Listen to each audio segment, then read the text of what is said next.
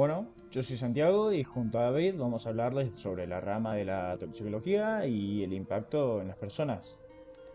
Tocaremos el tema bastante polémico, se puede decir, que es sobre la toxicología de alimentos y el impacto en las personas.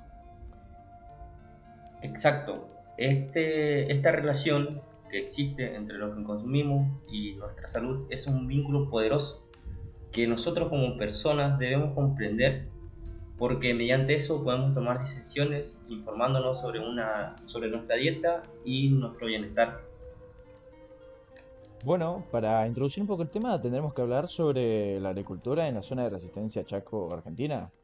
La cual está caracterizada principalmente por las condiciones de diversidad y adaptabilidad a condiciones climáticas y del suelo de la región. Esto creo que provoca condiciones favorables, ¿o no, David? Exacto. Estas condiciones que se presentan en esta región, en todo lo que sería la zona de Corrientes, Chacos y Misiones, es muy favorable, ya que mediante que el clima es muy variable y el suelo es apto, permiten el desarrollo de múltiples cultivos. Los productos locales están diversificados, sus productos optando por cultivos novedosos y buscando mejorar la calidad y sustentabilidad de la producción. Claro, también la provincia del Chaco es conocida por la capacidad de producir una gran variedad de cultivos, incluyendo algunos no tan comunes como nueces de pecan y las frutillas. Eh, También estos cultivos están ganando popularidad debido a las ventajas comerciales. Las frutillas no están baratas. Eh, y la demanda de alimentos frescos y cultivados localmente encima.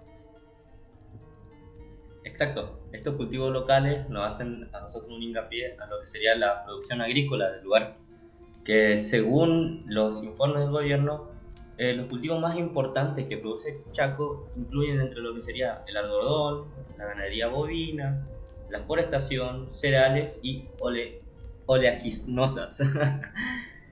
La provincia también está intentando promover otras cadenas productivas, como lo que sería la producción porcina, caprina y avícola. Y también no olvidemos la producción de Pacú en rotación del arroz.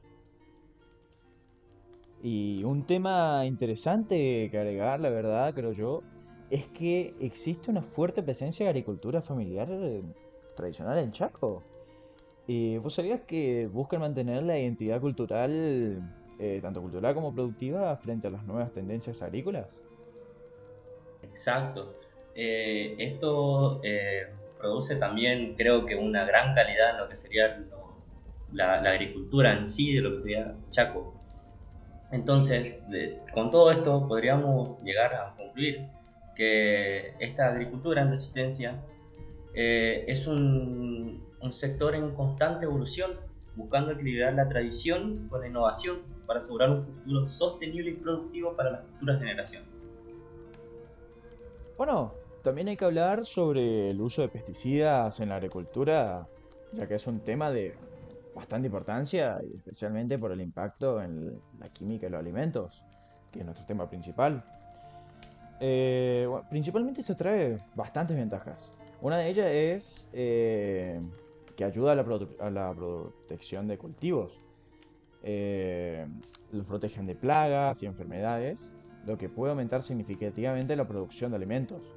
También ayuda bastante a lo que es eficiencia económica, ya que pues tiene una relación de coste-efectividad al reducir las pérdidas de cultivos y mejorar la rentabilidad para los agricultores. ¿Qué opinas, David? Así es, Santiago, pero así como los pesticidas tienen unas ciertas ventajas, también proporcionan unas desventajas. Y estas desventajas son bastantes a tener en cuenta, porque el uso de pesticidas es un riesgo para nuestra salud, porque ya que la exposición de los pesticidas puede tener efectos adversos en la salud humana, especialmente entre los trabajadores y comunidades cercanas a las áreas de aplicación.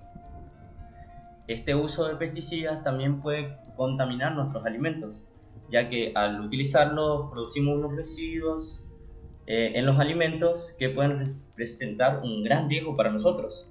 si no se manejan adecuadamente y si superan los límites de seguridad establecidos, los cuales están establecidos por el Servicio Nacional de Sanidad y Calidad Agroalimentaria, que es SENASA, el cual se encarga que el uso de estos agroquímicos esté regulado y certifica y controla que estos productos para asegurar el uso seguro y responsable. Bien, pero también tengamos en cuenta que el uso de pesticidas se realice siguiendo unas buenas prácticas agrícolas. Hay que confiar en nuestros agricultores, ¿no? Y también las recomendaciones de los organismos competentes, ya mencionado SENASA, para minimizar los riesgos y maximizar los beneficios en la producción de alimentos. Creo que también, hablando de estos temas, deberíamos explorar los diferentes tipos de sustancias tóxicas que podemos encontrar en los alimentos, desde pesticidas y metales pesados hasta aditivos y contaminantes ambientales.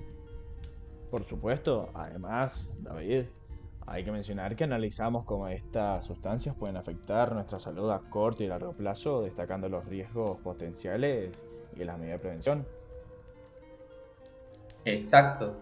Dentro de la inmensa cantidad de tóxicos que son los pesticidas, porque son tóxicos, hay algunos que se destacan como los carbamatos, los organofosforados y los clorados, que estos son compuestos como el DDT que pueden acumularse en el tejido graso y están asociados a los efectos crónicos como el cáncer, que creo que nadie acá nos gustaría llegar a eso, y también pueden afectar al trastorno de desarrollo y problemas reproductivos.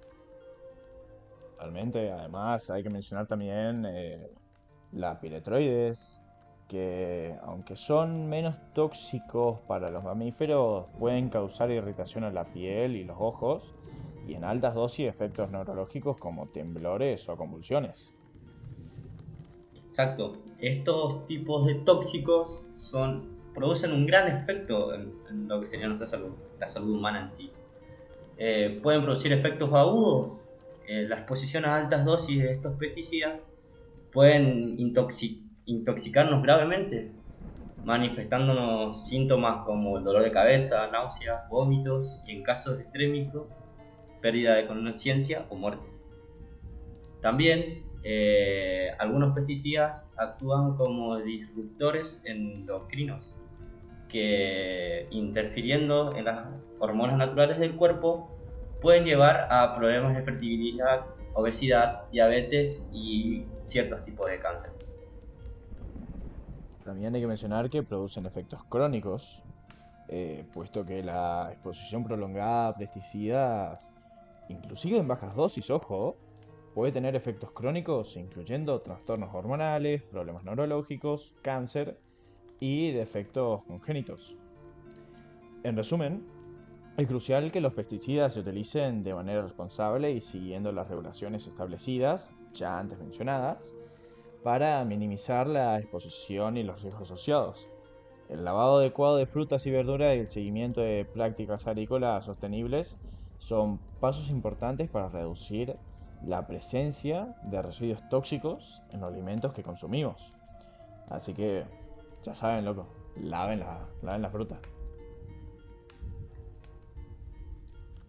Bueno, en conclusión, Santiago, podemos decir que el uso de pesticidas, mientras que estos juegan un papel crucial en la protección de cultivos y en la eficiencia económica, también presentan desafíos significativos, incluyendo la resistencia de plagas, impacto ambiental y riesgos para la salud y contaminación de nuestros alimentos. Totalmente, y también resumiendo un poco lo que hablamos sobre componentes toxicológicos, podemos decir que los pesticidas contienen componentes como organofosfatos, carbamatos, piretroides y clorados, que pueden tener efectos adversos en la salud humana desde efectos agudos hasta crónicos, incluyendo disruptores endocrinos. Con esto podemos llegar a la conclusión de que la química en los alimentos, en toda la región que sería resistencia, Chaco en general, es indiscutible, ya que afecta directamente a la seguridad alimentaria, la salud pública y el medio ambiente. Es esencial que se promuevan prácticas agrícolas responsables y sostenibles para garantizar alimentos seguros y de calidad para la población, minimizando al mismo tiempo los impactos negativos del uso de pesticidas. Y bueno, y esto fue nuestro bloque, David. Ahora los dejamos con nuestros compañeros. Voz de locutor. Bueno, yo soy Pablo y en conjunto con Junior vamos a estar viendo uno de los aspectos más controversiales de lo que viene siendo la química de los alimentos. Es un poco un tema tangencial, puede ser, pero es igual bastante importante porque nos afecta a todos y además se relaciona mucho con el tema de los alimentos, que viene siendo el tema de los pesticidas. Pero antes de comenzar, Pero antes tenemos que cederle un pequeño espacio al sponsor de este canal. Con ustedes, Gillette Argentina. Te sientes bien, estás muy bien, puedes llegar, inténtalo. Te vamos a ayudar en todo lo que emprendes. Tú eres el mejor. Gillette. El sistema Gillette Contour Plus con su banda suavizante Low Strip. Lo mejor para el hombre. Hola, yo soy Junior Collazo, a.k.a. El Pelado, y como mencionó mi compañero Pablo, les vamos a hablar sobre implementaciones tecnológicas menos agresivas como alternativa a la industria química y propuestas de otros campos que trabajan de forma interdisciplinaria con el sector de la química de los alimentos. Personalmente yo les voy a hablar sobre las técnicas MIP, que son una propuesta alternativa para el control de las plagas, y cómo el campo de las inteligencias artificiales se relaciona o puede aportar al manejo de las plagas justamente. Así que habiendo dicho esto, le doy paso a mi compañero Pablo para que presente su bloque.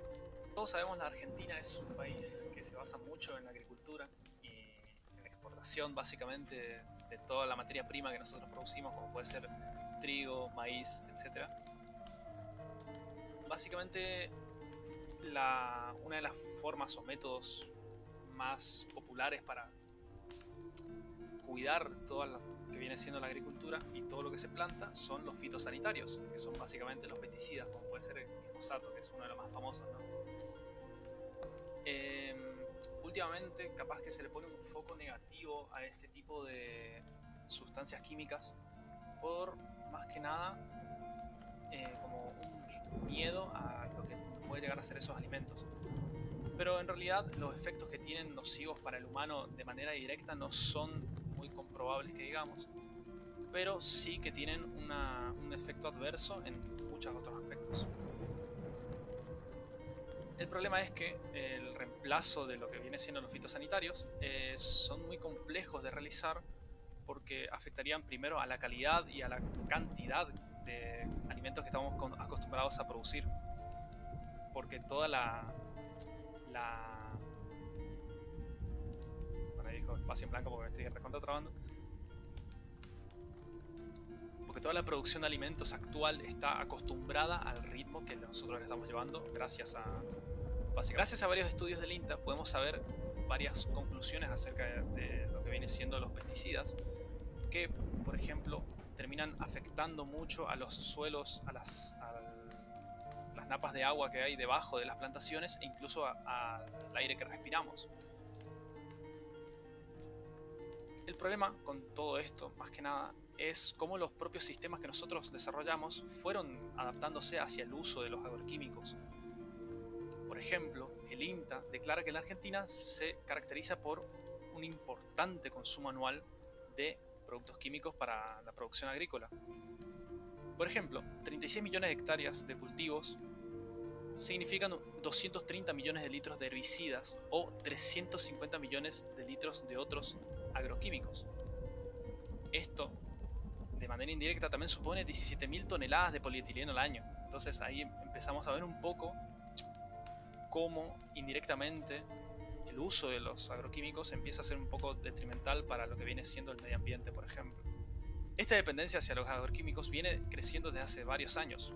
Es más, desde el 2002 podemos ver cómo se usaron casi 225 millones de kilogramos de productos de agroquímicos y en el 2008 cerca de 317 millones y así sucesivamente hasta los las épocas actuales, en donde tenemos 500 millones de kilogramos en los últimos años, que sería básicamente un promedio de 13 kilogramos por hectárea.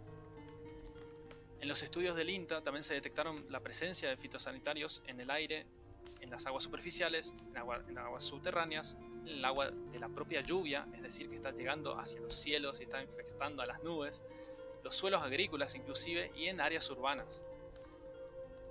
El problema con todo esto, el problema con estos estudios es que básicamente no hay una cuenta o no hay un registro real o verídico en el cual podemos confiar para saber cuánto es el volumen anual de sustancias químicas utilizadas.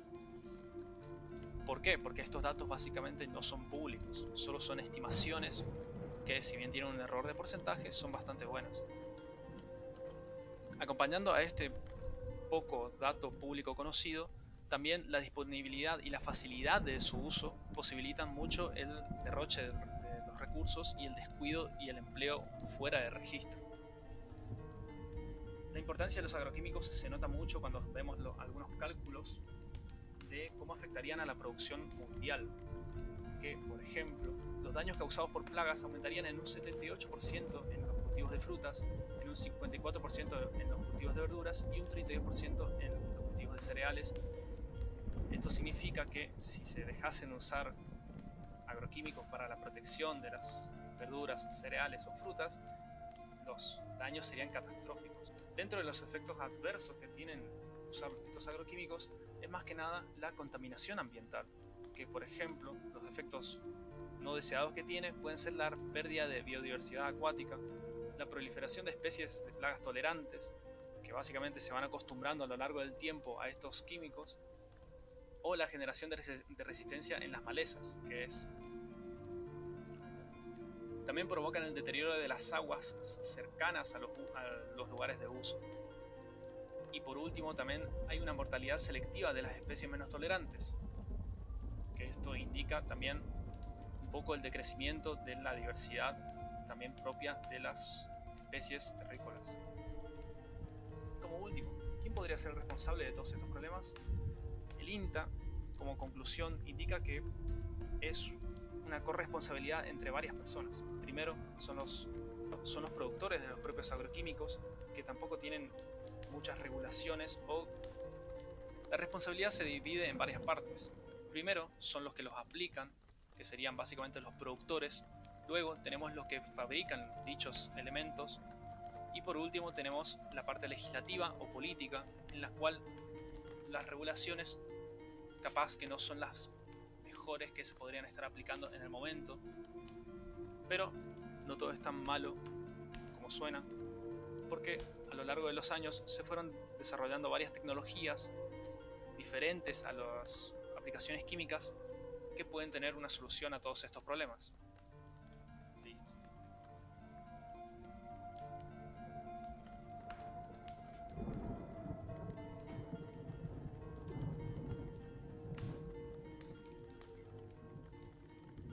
Bueno, gracias compañero Pablo por presentarnos un precedente sobre la industria agroquímica y sus efectos y percances para las personas, aunado a lo que vos decís. Perdón. Permítame aclarar un poco la garganta. Añadiendo como un pequeño dato precedente, vengo a mencionar, por ejemplo, la invención del primer pesticida que se realizó en el año de 1939, aproximadamente periodo previo a la iniciación de la Segunda Guerra Mundial, que fue un momento de explosión todo lo que es la industria química, el desarrollo de pesticidas, la industria químico-bélica, y que posteriormente se masificó su uso, el uso de los pesticidas, estoy hablando de 1945. Durante varias décadas, hasta prácticamente la actualidad, fue la norma el uso de los pesticidas indiscriminadamente, cada vez inventando nuevos, más eficientes en el sentido de que por menor cantidad tenían un mayor potencial tóxico para las plagas y a su vez para resto de individuos o animales que habitan los ecosistemas donde se lanzaban. Muchas veces hablando de sustancias que no se degradan en corto plazo de tiempo y que bueno, que ocasionaban problemas para la salud de la fauna silvestre y para las mismas personas que después consumían esos alimentos o que interactuaban con esos animales que estaban en esas condiciones. Como alternativa a todo esto, surgió las MIP, que sus siglas significan técnicas para el manejo integrado de plagas, que nos viene a presentar una especie de pirámide o eje para seguir con ciertas prácticas que se podrían catalogar entre menos y más preferentes para el manejo de las plagas, estando en la base de esta pirámide que les menciono, aquellas que son menos, que tienen un menor índice negativo o que provocan menos efectos secundarios para las personas o para el ambiente. Enumerándolas serían desde menos nocivas hasta más nocivas, y por ejemplo, en la base de la pirámide, la prevención de la aparición de las plagas. Esto puede hacerse desde varias vías. Puede, por ejemplo, recurrirse al control etológico. Para eso hagamos un pequeño paréntesis que la etología es el estudio del comportamiento de los animales en libertad o de forma silvestre. Podría aplicarse un control etológico, por ejemplo, sembrando en lugares o en condiciones que no propicien la aparición de las plagas, o por ejemplo evitando la aparición de otros seres que sirvan de alimento para esas plagas, o básicamente realizando todo un estudio del comportamiento o ciclo de vida de la plaga dicha. Después tenemos el control biológico, que no es lo mismo que el control químico. En el control biológico se recurre a justamente la ciencia de la biología, estudiando a dicha plaga y viendo cómo se la puede contrarrestar, por ejemplo, como se realiza con las pastillas para evitar el crecimiento de larvas de mosquito en aljibes y distintos reservorios de agua, que son las pastillas esas están compuestas por millones de huevos de otra especie, de una especie o gusano que es depredador natural de la larva del mosquito y que por lo tanto corta el ciclo de vida del mosquito antes de que éste logre pasar a la etapa adulta y se convierta en una plaga, se pueda reproducir y etc. Después tenemos el control físico, que se basa en distintas técnicas para la eliminación de las plagas en sus diversas estadios de desarrollo. Puede ser, por ejemplo, mediante el manejo de la temperatura, humedad, del ambiente en el que se desarrolla la plaga o ser vivo justamente. Después tenemos la extracción manual, que resultaría ser la más cara y menos eficiente de llevar a cabo, pero que produciría el menor impacto, ya sea para el producto que se está cultivando o desarrollando, y que a su vez tiene la menor repercusión ambiental o que directamente no produce repercusión ambiental o un daño para la salud de la fauna o las personas que luego consuman esos alimentos. Y bueno, en última instancia y a la punta de la pirámide, como la actividad que menos se recomienda para el control de las plagas, está el control químico, que se basa directamente en el uso de pesticidas, pero en aquellos que sean de un ciclo de vida relativamente corto, que sean bastante reactivos y que se disipen en el ambiente en el corto plazo, justamente buscando evitar generar daños tanto para el medio ambiente como para las personas que puedan llegar luego a consumir esos alimentos. Aunado a esto de la extracción manual, se han realizado diversas propuestas que buscan, como se mencionó anteriormente, que es un método caro e ineficiente, que justamente buscan revertir esa situación y que se convierta en algo perfectamente asequible. Por ejemplo, tenemos la propuesta de Carbon Robotics, que es una empresa que se encarga de manufacturar maquinaria agrícola, que con el uso de inteligencia artificial y software de reconocimiento óptico, se encargue de la extracción mecánica, ya sea sea por cuchillas o pequeños láseres dirigidos, la eliminación puntual de las plagas basado en tecnología de reconocimiento. Se carga toda una base de datos con imágenes de la plaga que se quiere eliminar y el, digamos, tractor se encarga de recorrer automáticamente y autónomamente un sector designado por el dueño del campo y eliminando las plagas que detecte con la cámara que tiene. Esto la verdad que es una respuesta bastante optimista, tecno-optimista para ser prácticos de lo que depara para el futuro de la producción agrícola humana. Se estima que en el 2050 se llegue a 9,7 millones de personas.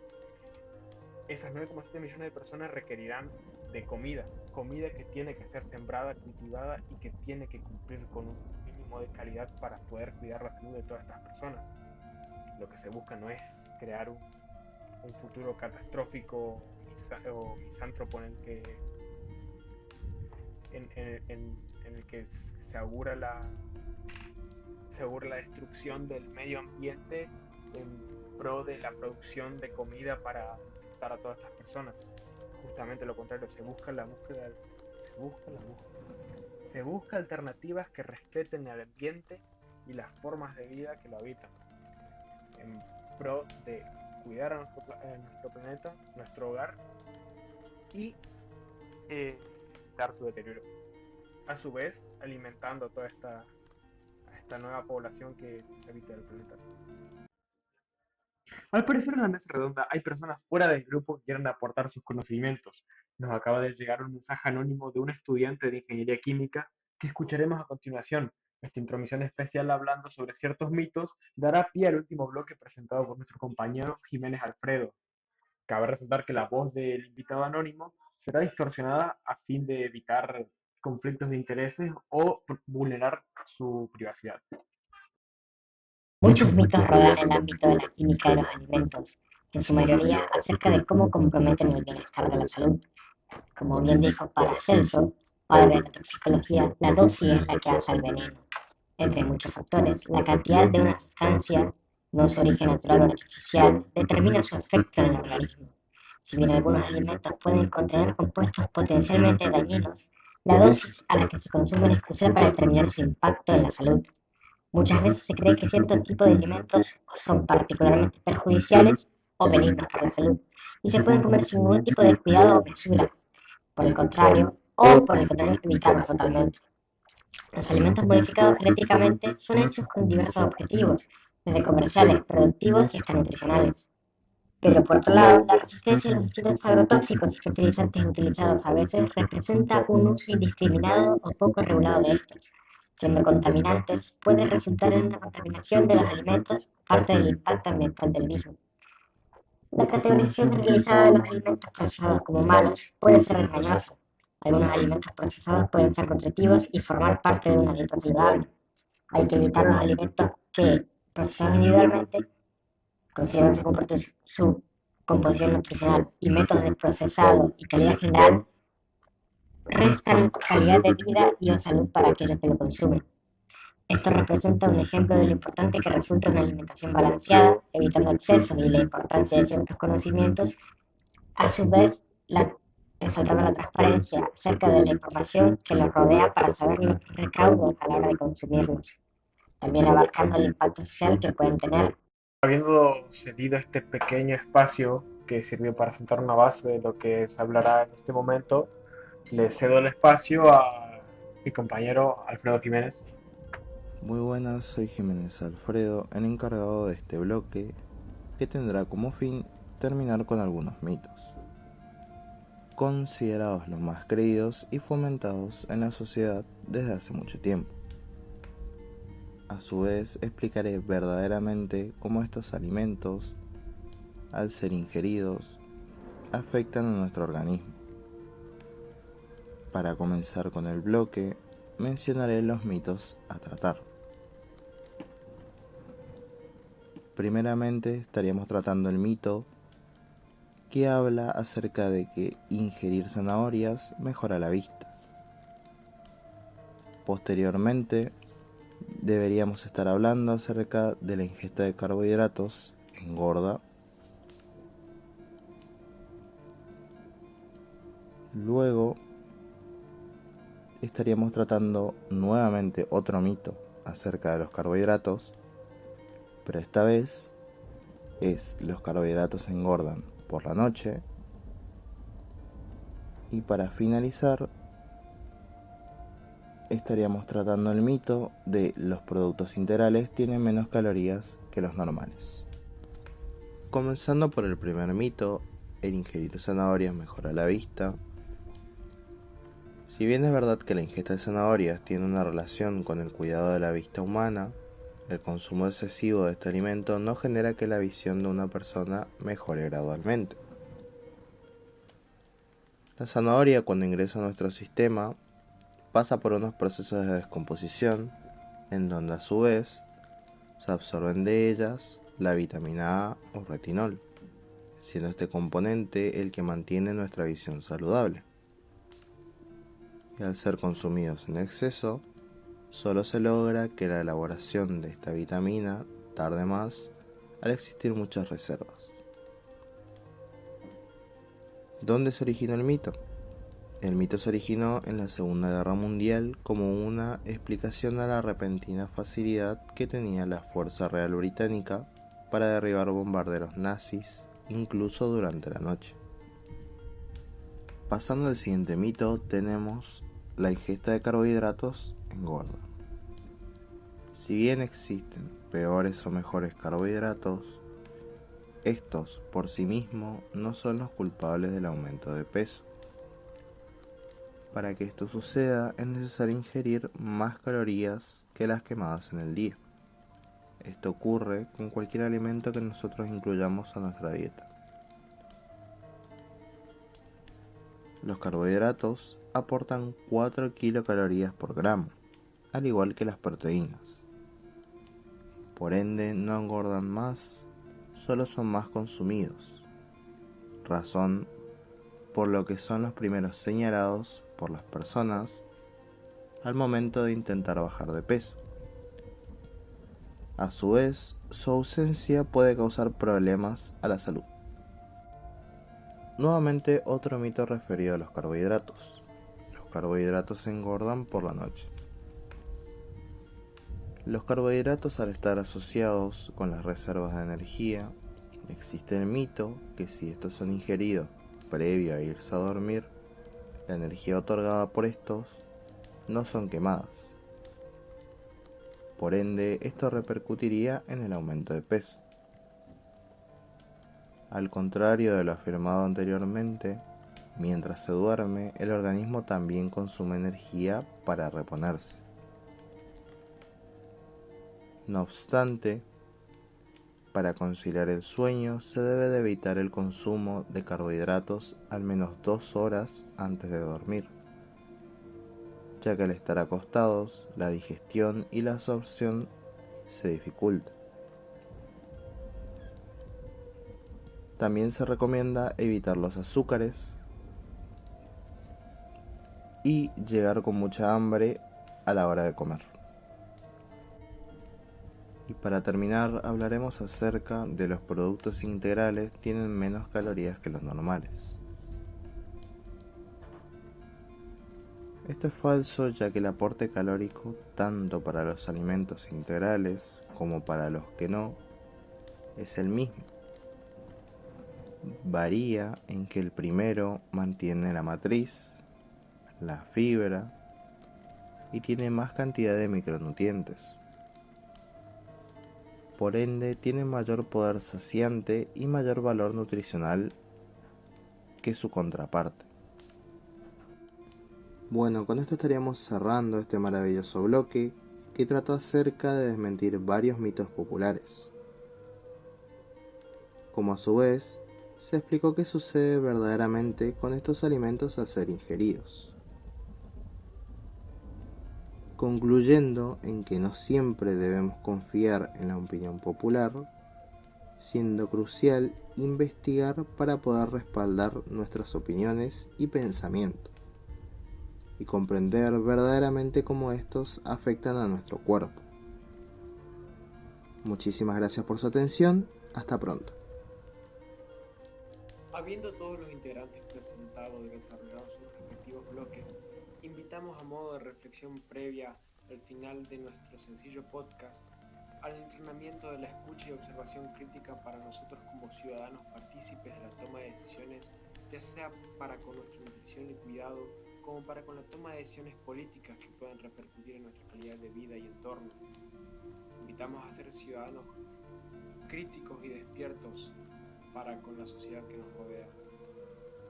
Sin más que decir, y con el afán de no robarles más de su tiempo, doy por cerrado nuestra pequeña producción y de parte de todo el equipo de ingenieros dementes les agradecemos infinitamente el tiempo que nos han dedicado. Muchas gracias y hasta la siguiente.